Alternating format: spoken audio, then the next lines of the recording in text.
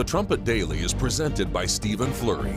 The program analyzes world news and history from a distinct perspective and compares current events to prophecies found in the Bible. The program also offers free educational publications, including the Trumpet News Magazine and books and booklets. The Trumpet Daily is produced at the Philadelphia Church of God's home campus in Edmond, Oklahoma, and its sister campus in Edstone, England. More information is available at thetrumpet.com.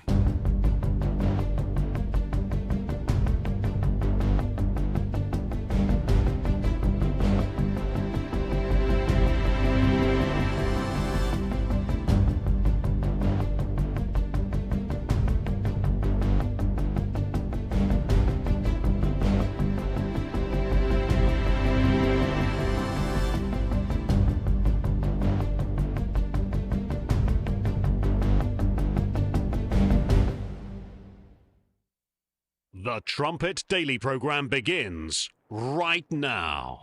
Today's world news, what it means, where it's taking us. I bring you the one and only possible message of world peace. This is a message of hope, tremendous hope. And he said unto me, you must prophesy again. The Trumpet Daily program begins right now.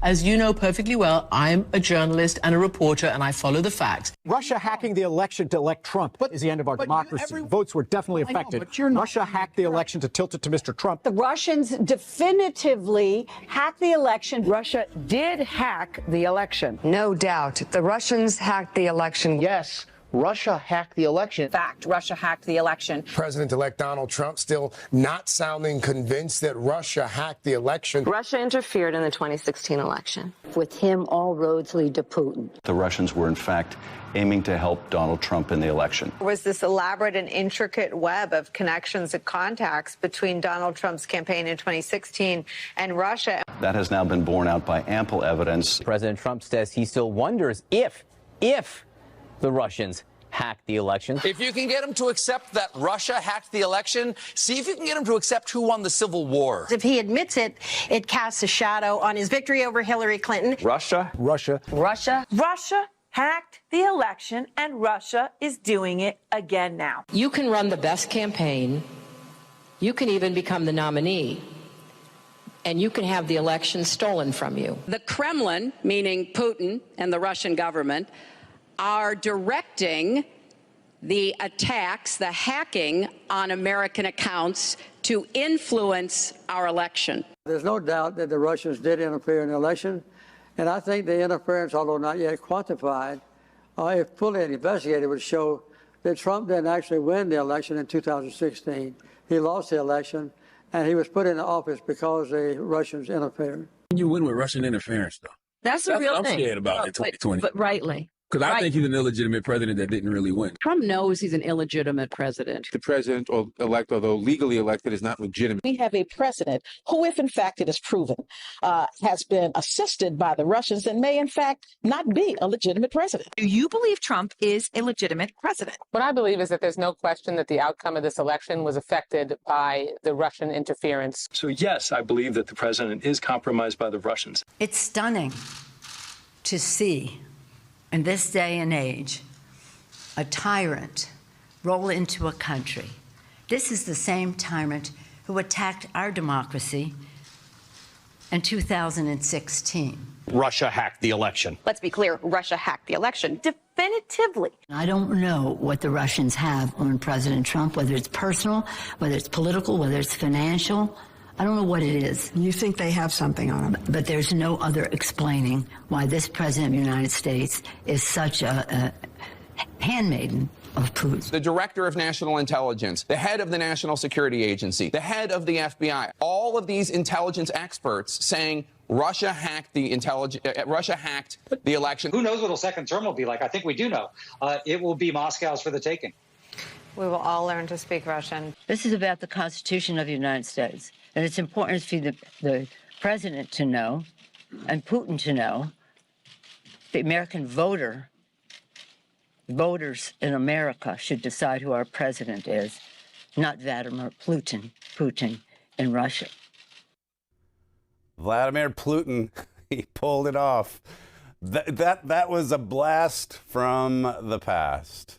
You're very familiar with so many of those clips. We pulled them all together yet again as a reminder that we're living in the post-truth world. The only thing that matters is the narrative. You see the narrative there. It's so obvious. Definitive. It's definitive. The evidence is all around. And then you go from that to today to last night. Much of what President Trump presented, we already knew, but still, to go from evidence all around to zero evidence, no evidence whatsoever. That's what we're dealing with in the post-truth, post-history world. You're listening to Stephen Flurry, and this is the Trumpet Daily. We appreciate you joining us for today's show, the last show of the week. The live stream of this program is at our website, thetrumpet.com, also at the Rumble channel. and the YouTube channel as well. Lots to get to on the Friday show, as per usual. We've got the this week's installment of WorldWatch. We've got some material on the Celtic Throne recap that I mentioned on yesterday's show. We'll see if we have time to squeeze it all in. So you get the narrative there from a few years ago.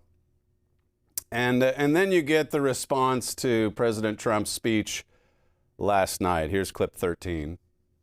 So much has been discussed today about why the president is giving this speech now. President Trump and his allies, they challenged the 2020 election repeatedly. They lost about 60 cases in court. We know that the president tonight was talking about how he was deceived. He talked about how the American people were deceived in the 2020 election. Of course, President Trump was president at the time, and his own intelligence officials were presenting assessments to him that showed there was no widespread evidence that would have changed the outcome of the election, something that his own attorney general said at the time too, Mary. And that is such an important point. A quick reminder to our viewers, we'll be watching tonight's presidential address and listening to what the president says tonight. But we're not going to take it live, as we've been discussing. That's because this president, sadly, has a history of misleading and in some cases simply false statements on what we've been talking about tonight, election security and integrity. Also, the White House earlier today said he would be showing newly classified documents. So we want to make sure that we have time to review those documents, talk to experts about them, contextualize whatever he says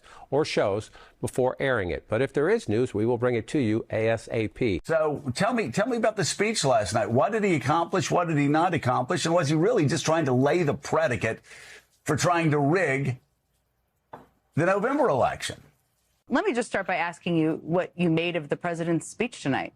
Jen, yeah, I'm not saying this is a senator. I'm saying, or a Democrat or whatever. As an American, I'm embarrassed. I'm embarrassed that the President of the United States tried to speak to the whole nation with a whole series of falsehoods, accusations, I believe aimed at trying to undermine America's confidence in our system.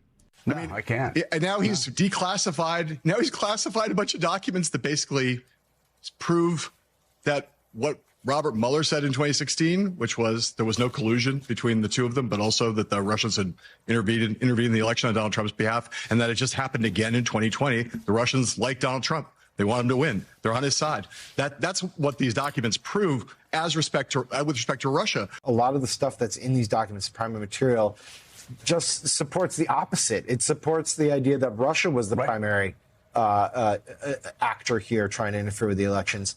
And yet none of this matters. We're in this post-truth world where Trump is I mean, obviously it matters. But we are in a post-truth world where Trump will use this stuff, all this evidence that doesn't support his claim, to create a legal rationale or political rationale to ramp up the federal government's involvement in our midterm. So sad is that actually almost 2/3 of Republicans have just marched in lockstep or in an Orwellian way to say, oh, yeah, the 2020 election was rigged because dear leader has been repeating it so much. But how sad that an entire party has gone lockstep and did exactly what George Orwell warned about. The party tells you not to use your ears, not to use your eyes, to just blindly follow dear leader.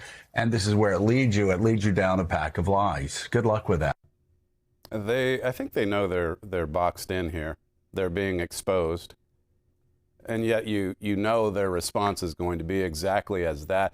And what occurred to me as I was watching that, where were the Republicans, the conservatives, when Obama and Clapper and Brennan came out in 2016 and 17 and said, hey, yeah, we hurriedly put together this intel assessment. Guess what we found out? Putin. Russia, Russia, Russia. Where were the Republican senators saying, this is ridiculous? I'm embarrassed. I'm embarrassed by what Barack Obama is suggesting. But they just take everything they say. They never push back. And then when you see truth presented, look at how viciously they push back. These people, I'm not saying the other side is without bias, far from it. But as we've noted so many times before, what made President Trump stand out more than any of his Republican colleagues or competitors when he was running for office in 2016 or turning his head away from bullets in 2021. What makes him stand out is his courage to fight, his courage to at least push back, to not just take the statements, the accusations, the vicious accusations in stride and say, well, now let's be nice and gentle about how we react to this. They will push back, the radical left. They are all talking from the same talking points. As I say, so predictable. But listen to one of them. I forget the name. We're actually not going to play the speech. We're going to review the documents first, and then we're going to get the expert analysis. It's not just the age of post-truth, it's the age of will worship. We'll look through the documents first, we'll comb through them, we'll listen to the speech, we're not going to let you see it, and then we'll tell you what to believe. This was CBS, by the way, cutting away from the president's remarks as he was really giving it to the regime media, clip 18. All we want is honesty in our elections and honesty in reporting. They pay nothing for multi-billion-dollar assets. Great damage has been done to our country, our elections. You've been listening to President Donald Trump in the East Room addressing what he says is what is necessary to secure American elections. I want to go back to Major Garrett here. You've been listening along with me. He took some big swings at China. CNN can't show it. CBS has to break away. As soon as he starts talking about honest reporting, by the way, can't stand it. I mean, this is the regime media. We're here to tell you what to believe. I didn't even come in wanting to talk about the media. I spent enough time on that yesterday. Here's one more bit. Jonathan Karl at ABC dismissing the documents, the evidence, clip 12. The president made some extraordinary allegations. I mean, he said that our election system, our security is catastrophically short. It dangerously exposed to hacking. When you have no trust, there is no greatness, and we can't trust our election systems. But looking through these documents, we have a lot more to look through. I don't see anything that comes anywhere near making that case. What I see is documents presented that are intended to raise doubts about our security, but nothing that suggests there is actually a security issue with our elections. One other bit that I'll just bring out with respect to the regime media, and then I'll let it go. I'll move on because I think there's more important points to make here today. But with all the resources, he just said there, I haven't gone through all the documents. But you know, from what I've seen, there's nothing to suggest. All it's meant to do is to cast doubt on the validity of our election process. That's Jonathan Karl.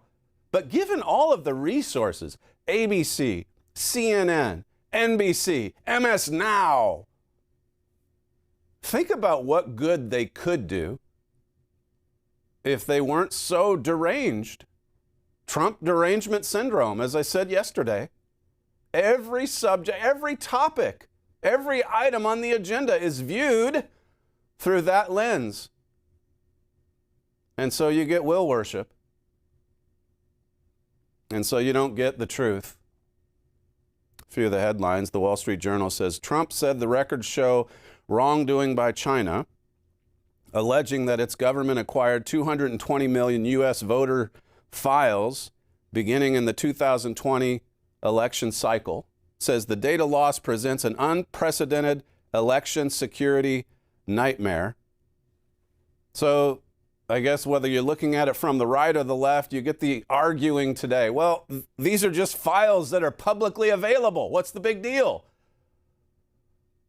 No, there's illicit activity, says the other side. But just imagine if it was 220 million files going to Putin back in 2016. The New York Times, Trump revisited election security. Here's what to know. And that article, of course, is very entertaining to read. as they dismiss every single point. Another one. Trump's election speech ignites a wave of furious Democratic backlash and calls for impeachment. This is how you know if you're over the target. When they start screaming for impeachment hearings, then you know that President Trump is onto something. You know it.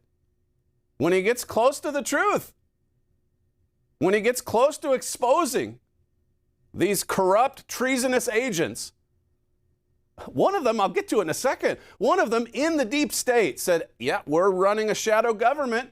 This is like Lisa Page and Peter Strzok. And yet they were never indicted. No handcuffs were put on them. They weren't sent off to prison. That's the big reveal. Let me just cut to the chase. That's the big reveal to the speech last night. It's not so much, did China get this data illicitly or not? It's the deep state. The attack on America from within. And that's an America under attack. Yesterday, I talked about the 37-year anniversary of Malachi's message to God's church today. And I told you a little bit, it's at the end of the program if you want to go back and watch it, but I told you a little bit about what we were dealing with in the late 1980s. And all of these deep state actors in the spiritual sense, just lying. They had a shadow government in place before Mr. Armstrong even died. But when he died, then their true colors began to show, but, they still lied. They still said, hey, we're modifying a few policies and principles, but we're not changing doctrines. In fact, we're carrying on with what Mr. Armstrong wanted. Mr. Armstrong told us to do this on his deathbed. And then later, well, Mr. Armstrong, he didn't know what he was doing. He was a heretic. He was out there preaching heresy. They finally came and admitted that in 1997. But for over 10 years, they lied, they deceived. The church was fundamentally transformed. And Malachi's message exposed those liars for what they were and are. And that's another big takeaway from our perspective. This is, you're not going to get the same take on this program as you do MS Now or Fox News. You need the documents. You need revelation. Now, we have a lot of the documents proving their treasonous activity in raising the ruins. But this one here, this is revelation from God. That's why you need the Bible as the foundation. And then, when all the evidence rolls in, put that out there too. And President Trump, for his part, is trying to make that available. But then the other thing, who is going to be held to account? They made off with the millions and millions and millions of dollars, the Laodicean ministers. They made off with it like bandits. But God holds them to account. And they were exposed in Malachi's message. And Barack Hussein Obama's attempt to overthrow the United States of America from within, that was exposed in this book. You need revelation from God to go with declassified documents. You need God's perspective to be able to get to the truth. Because to use the Bible language, we've been talking about post-truth. We're living in an age when truth has been cast to the ground. Truth is being blotted out. History's being revised. Post-history. That's the age we're in.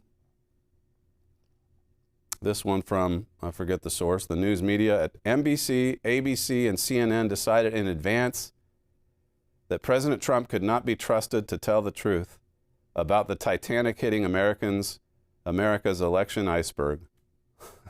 He just cannot be trusted.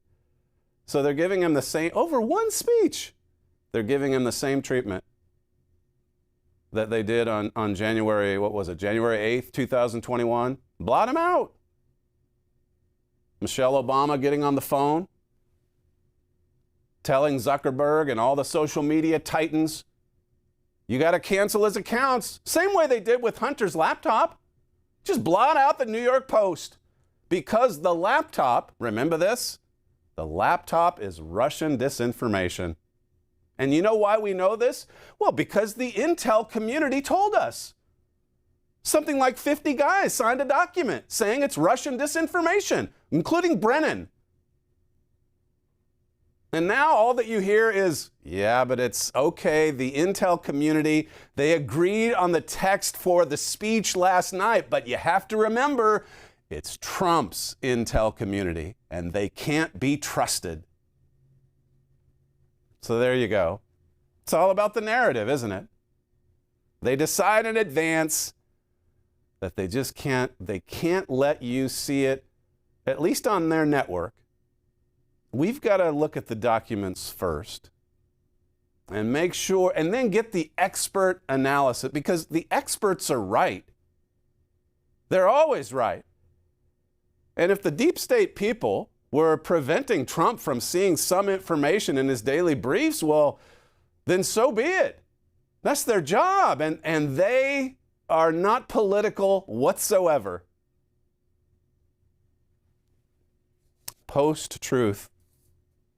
China makes no bones about the fact that they spy and they try to manipulate elections.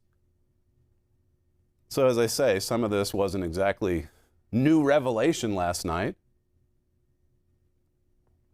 Trump said over a period of years, starting during the 2020 election cycle, the People's Republic of China carried out what is believed to be the largest compromise of election data in history, resulting in China's illicit acquisition of 220 million U.S. voter files. So the left will say, no, it's out there, it's available for the public. The right, as I heard this morning, says, no, they actually got into the files, and we're working to manipulate the files. Now, he didn't get into evidence of them actually tampering with the 2020 election, but they didn't even get into COVID. He didn't talk about COVID and how the CCP and the radical left and Fauci and all those guys used the scaremongering. They used the disease as a weapon to get all of those mail-in ballots out. Tens of millions of, and you know where that's discussed? That's right here in America Under Attack. I suspect that China had multiple ways to go about helping the radical left rig the 2020 election. And once COVID hit in March, what was it, March of 2020? Well, they had everything that they needed because the clampdown began. Everybody had to stay locked in their basement. You couldn't go to the polls in November. It's too dangerous.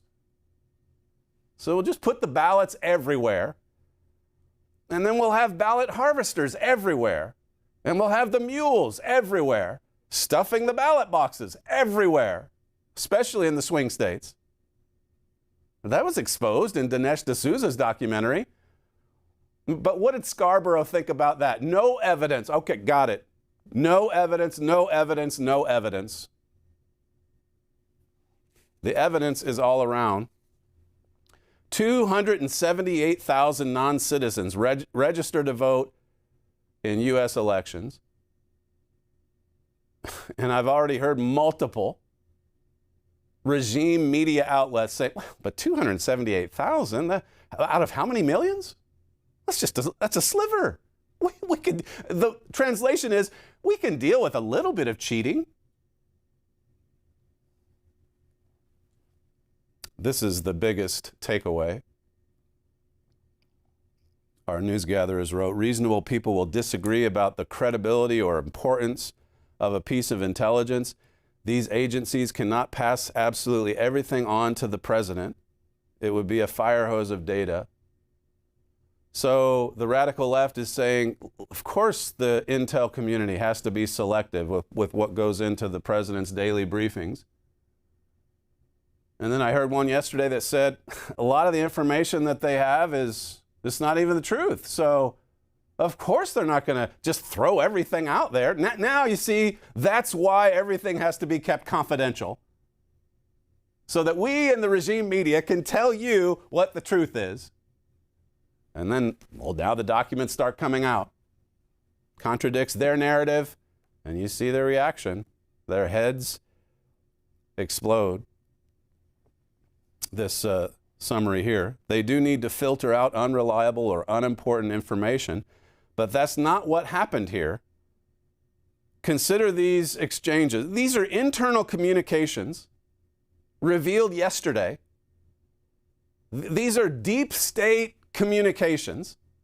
These are not some documents that we don't know if it's true or not. This is an exchange between people working in the government while President Trump was president. We have deliberately massaged our one pending presidential daily briefing to avoid any direct links to the election. That's one U.S. government bureaucrat saying we have massaged the briefings, trying to steer POTUS away from anything having to do with the election. Says the massive report we've been waiting on has been chopped up into 13 reports. Many, all of them, will be cross-posted or downgraded, says one email. Another email criticized that decision, saying it is highly irregular way to do things, yet the massaging went ahead anyway. Another one says, I'm basically running a shadow government across the FBI at this point. That's from the Deputy Assistant Director of the FBI's Counterintelligence Branch, Nikki Flores. We know the lady's name. Is she in handcuffs? Is she going to be held to account? You know, that's the other big takeaway from the speech last night, is how weak it was at the end. Okay, so now we know all of this. Are people going to be indicted? Are people going to be handcuffed? Instead, you get to the end of President Trump's speech, and what does he say? Call your local congressman and make sure we can get the SAVE Act passed. No, actually, people need to go to jail. This is a woman admitting an email. Her name is there. We know. I don't even think she works for the government anymore. I think she's got this posh job at Google. So she should be in jail, right? Running a shadow government?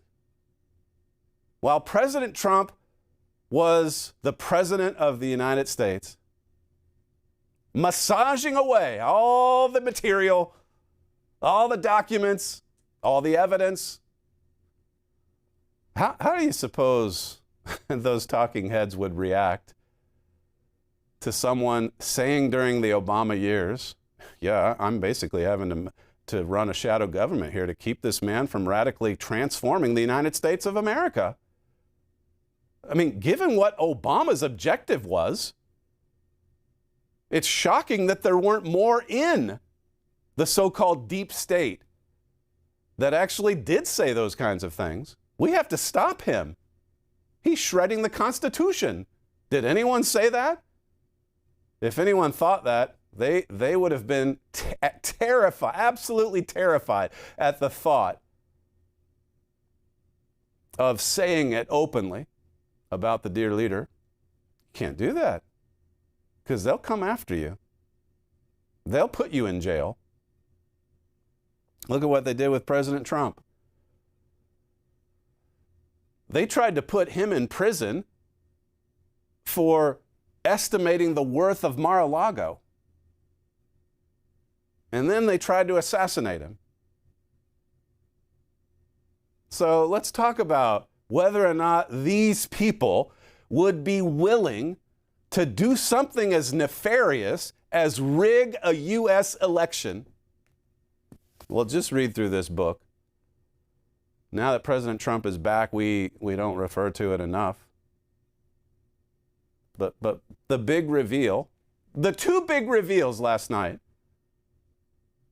America has been under attack, and then the attackers have not been held to account.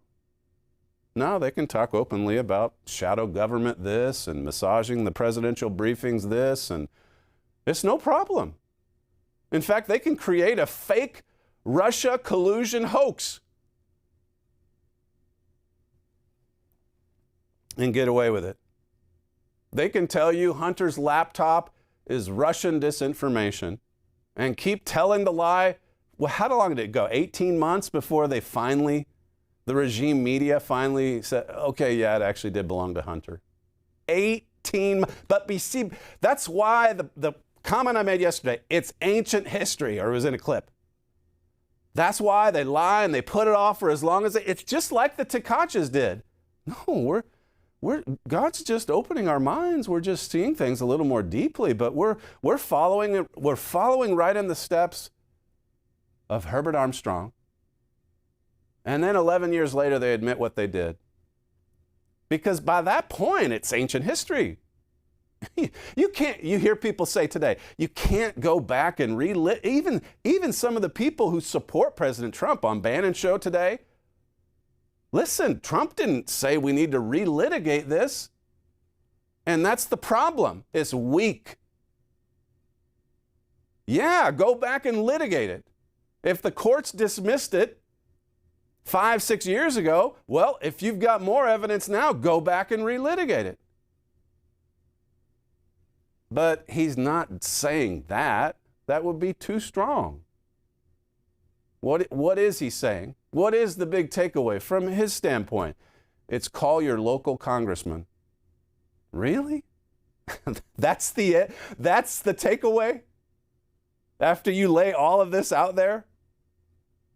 And Nikki Flores, I guess she just keeps right on working at Google or wherever she works in big media, big tech. I guess so. This is a vicious attack. And of course, as this book brings out, the devil is behind it. That's the other dimension that no one understands. That's why you need the documents. Roll out the documents by all means. And you need the revelation. And you know what else you need? You need God's government holding people to account, punishing people for wrongdoing, so that more people don't come along and get away with the very same thing. You think the SAVE Act is going to save America? There's a lot of different ways to cheat. And we've certainly seen that in last night's speech and in the last 6 years. This was Catherine Herridge, her takeaway from the president's speech, clip 14. So in the summer of 2020, as we're heading into the election, in the intelligence community, there were indicators of this Chinese influence operation. Influence operations means that you're trying to affect the outcome of how people vote or their sentiment about a presidential candidate. It's different than an interference operation, which is penetrating voting rolls and voter systems.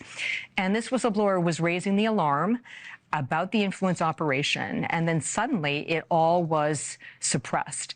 My understanding is that some of their reports, there were in officials' own handwriting that they wanted everything out that could help President Trump in his reelection. So there was clear evidence of political and personal bias, and intelligence is supposed to be neutral. So what we heard tonight from the president is an allegation that this intelligence was suppressed in order to harm him, and now we're seeing documents already which back up those claims.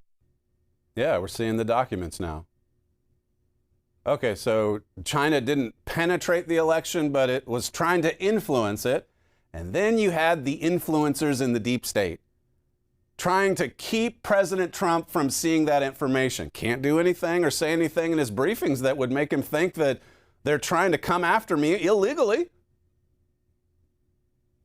We've got to make him think that the election is perfect.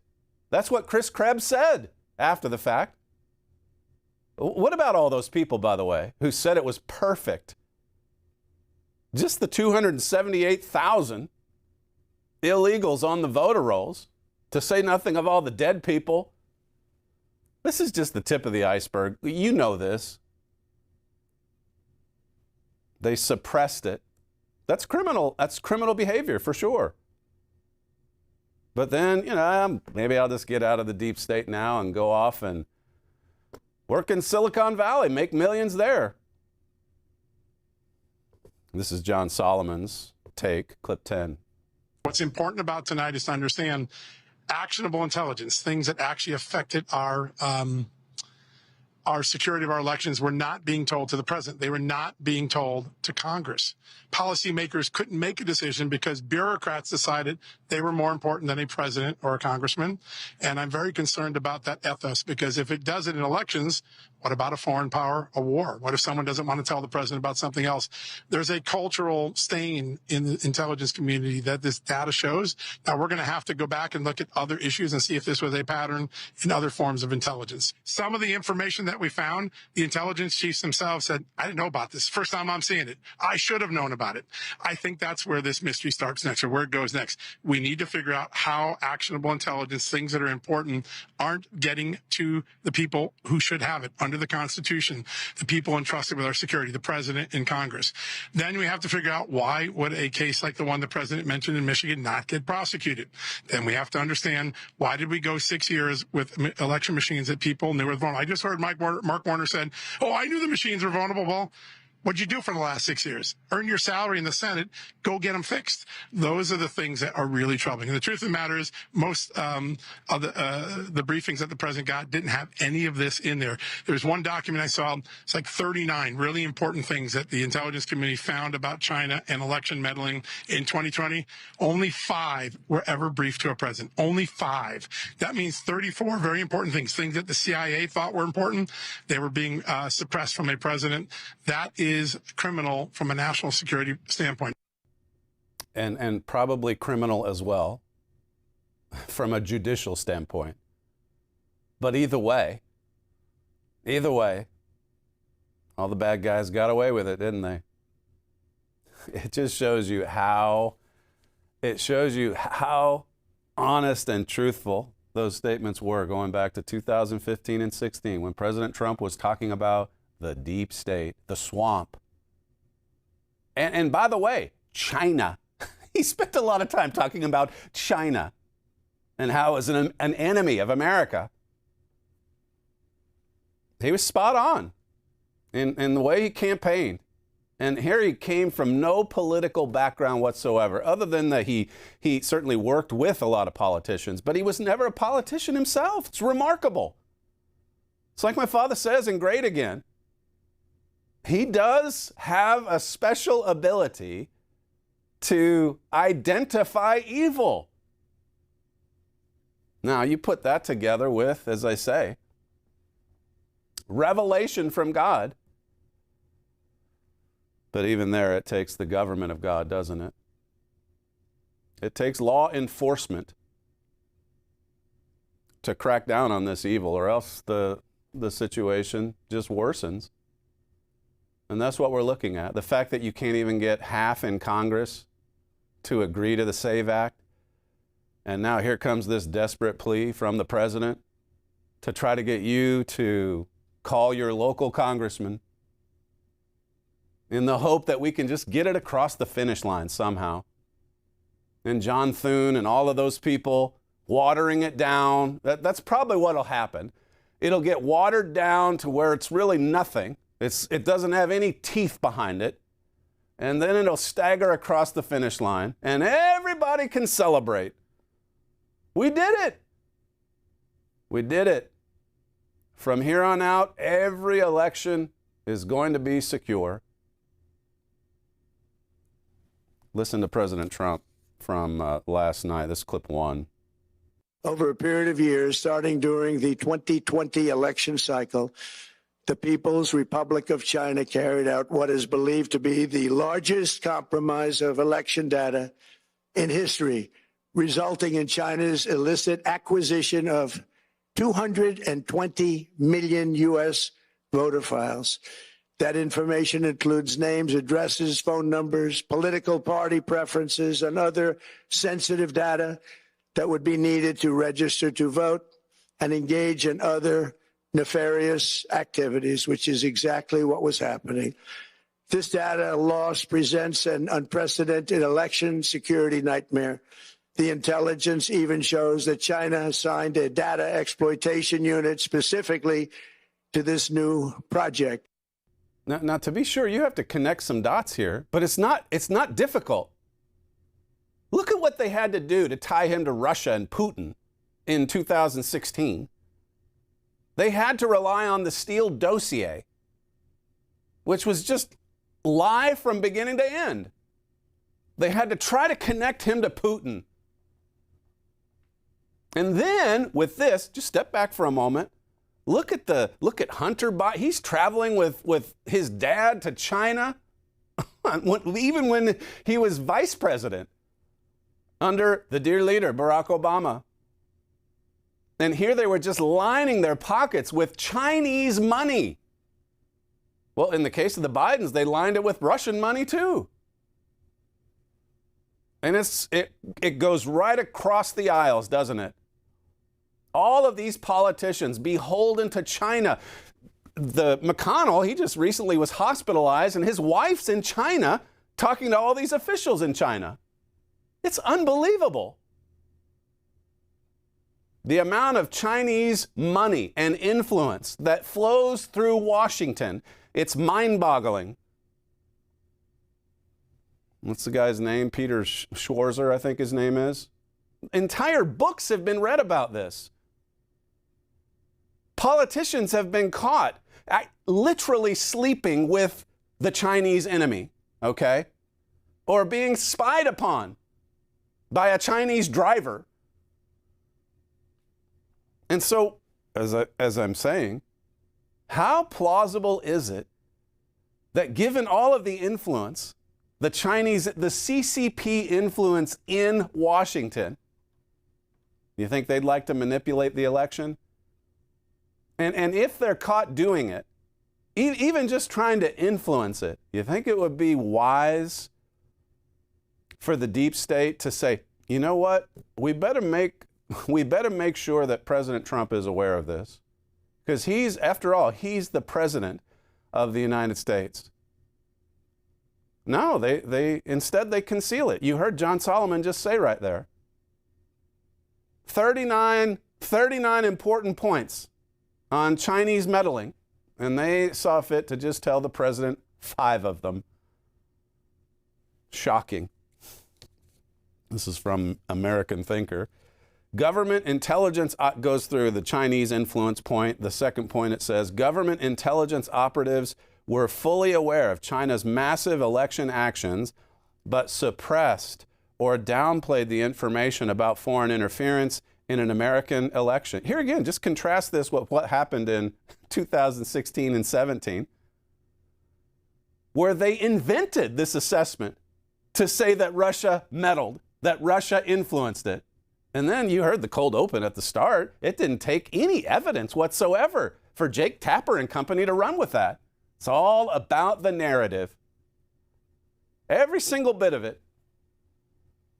If it fits within the parameters of your radical narrative or agenda, then just go with it. Steele dossier, sure. They wouldn't run with it before the election. There were those that didn't even run with it in the month or two after the election. I'm talking about 2016. But while Obama was plotting on the way out, you know the story. We've taken you through all that history. What he was doing to set up all of those intel agencies to attack President Trump all through his first term, to spy on President Trump, to lie in FISA warrants, to lie to a federal judge. Yeah, it happened. Obama officials. And then you know all about Comey setting up everything so that the Mueller investigation would happen. And the investigation, as you well know, and that's brought out in America Under Attack, the investigation was meant to be a cover-up too. Target Trump, and cover up the dear leader's crimes. Cover up Obama and all of his crimes, all of his treason. Government intel operatives were fully aware of China's massive election actions, but they chose to suppress it. They chose to downplay it. They chose to massage it just a little bit. You see, You see, they're more powerful. In their minds, they're more powerful than the President of the United States. They're more important. That's will worship. Every man doing what seems right in his own eyes. That's the way the Bible describes it. Colossians 2, of course, talks about will worship. Ephesians 2:2 says that the devil is the prince of the power of the air. This American thinker piece. Those of us who worried about electronic voting machines were right to worry. In many states, those machines are wide open to manipulation. That's what the president said last night. Wide open. We were told going in, no, the machines are perfect. But see, if you were watching this program, we took you back to the middle 2000s, the 2010s, where a lot of Democrats were lining up saying, you can't trust the machines. The machines are easy to manipulate. And then as soon as you come around to 2020, the machines are perfect. And then here we are again. Now we know, yeah, they're not perfect. So what do you, as one individual said right there, you know, what have you, if you've known this for 6 years, Senator, why haven't you done anything about it? They actually had a hearing, I don't know if it was in the House or the Senate, a hearing on officiating at the WNBA basketball game for women. That's what Congress is spending its time with. We're $39 trillion in debt. You've got the Chinese hacking elections. You've got all of these deep state actors getting away with treason. And that's what's really important. Officiating in a women's basketball game. And what about this? Is it for senator? Or I forget. In Pennsylvania, I think it is. You've got this transgender man, looks completely like a man, but with long hair wearing a dress. And he's actually in a political debate. And we're supposed to just take all this seriously. I guess this is just normal. What a spectacle. The problems are everywhere to see. But what are the solutions? Where are the solutions? Where's law enforcement? Where's justice? Where's judgment? All of it's gone. Just as it says in Isaiah 59, Isaiah 3, Isaiah 1 talks about the sickness, head to toe. And then here we have all these revelations about actual crimes. And what happens? What's the conclusion? Well, call your congressman. We'll call him up. Call him up. He's probably in a hearing about WNBA officiating. So maybe he'll get back to you. Fourth, America's voting rolls are filled with dead people and non-citizens. So far as we know, 278,000 non-citizens have registered in federal election. 278,000 criminals. Now, Mark Wayne Mullen said this morning they're going to be held to account. Well, what about the criminals that invited them into the country? Because they're a little higher up, you see. What about the criminals that are out there recruiting illegals to be put on the voting rolls? It says here, Trump noted that mail-in voting is inherently corrupt, and as an example, cited California's extremely suspicious 38-day vote count following the June 2nd primaries. 38 days. And they get away with it. It's baked into the system in California. Who was the radical leftist that went over there? I think it might have been Obama's wingman. We talked about it on this show. Working with Newsom, revamping all of those election laws, the process, the procedure. They had a trial run in California before 2020 happened. California's quite good at rigging elections. They do it all the time. They do it in broad daylight. They actually embedded it into legislation. It's legal cheating in California. The final point that it makes on President Trump's speech. Election officials and agencies know about many of these problems, but routinely fail either to disclose or address them. One of the many failures is that states are sharing voting rolls to identify people who, because of relocations, are registered in 2 or more states. And it goes on and on. It would be depressing were it not for the truth or the hope there is in the Holy Scriptures. The fact that all of this madness will soon end. Jesus Christ will return to this earth to set up the government of God. And then you'll have all of the truth laid bare. You'll have the revelation, and most importantly, you'll have God's family government ruling, and ruling like Revelation 2 and 3 says, where necessary, with a rod of iron. That's what this world needs, and it's coming. It's coming soon. That's all we have time for on today's show because we want to leave a few minutes for WorldWatch. I'll have to push the Celtic Throne recap back yet again, but we should have just enough time. Maybe you'll go a little bit over to finish with WorldWatch. You're listening to Stephen Flurry, and this is the Trumpet Daily. Thanks for joining us today. Thanks for joining us all week, and we'll see you next time.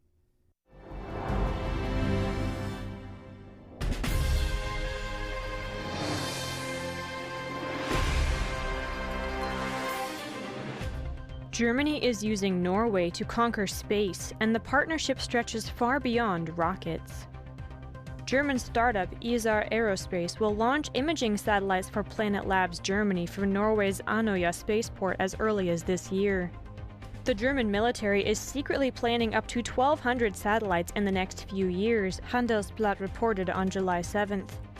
Berlin has earmarked $40 billion for military space development through 2030. It wants to be, in its own words, a true space power. Andøya is one of only 2 spaceports in continental Europe.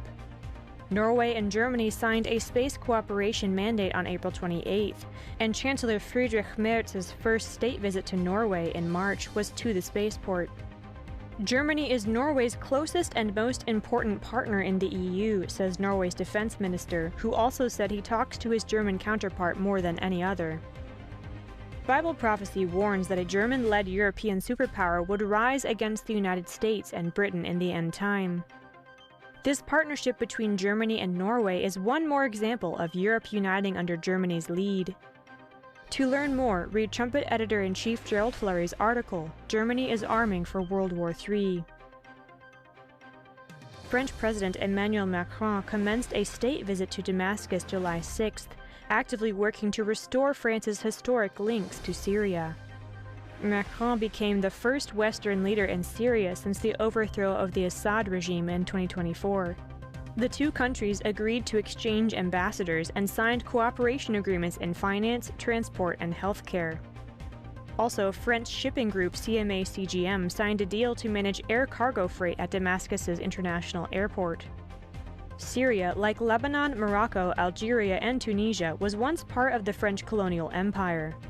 While France still has strong cultural and political links with its other former Arab colonies, Syria under the Assad regime kept its distance. Assadist Syria, as well as Hezbollah-controlled Lebanon, used to be proxies of Iran. Prophecies in Daniel 11 and Psalm 83 foretold that they would leave Iran's orbit and become allies of Europe. Macron's visit is helping to further this prophecy's fulfillment. To learn more details about these prophecies, read The King of the South. The German Ministry of Defense aims to launch 4 military satellites as early as next year, Germany's Tagesschau wrote on July 8th, based on secret documents. They will be the first German satellites with offensive anti-satellite capabilities. The $115 million project is termed Shield and Sword because it represents the 2 capabilities the 4 satellites will possess. The 2 Shield satellites can spy on enemy satellites. The 2 Sword satellites can disrupt the function of enemy satellites. They could be tested as soon as 2027 and are expected to be combat-ready in space in 2029, according to Süddeutsche. Modern warfare relies on satellites for troop movements, airstrike targeting, defenses against nuclear weapons, and many other needs. Militarizing space is consistent with Germany's goal to become war-ready, a goal the Bible warns it will achieve and eventually use against America. To learn more, read America's Achilles Heel and Germany. To learn more about current world news and how it relates to Bible prophecy, please visit thetrumpet.com.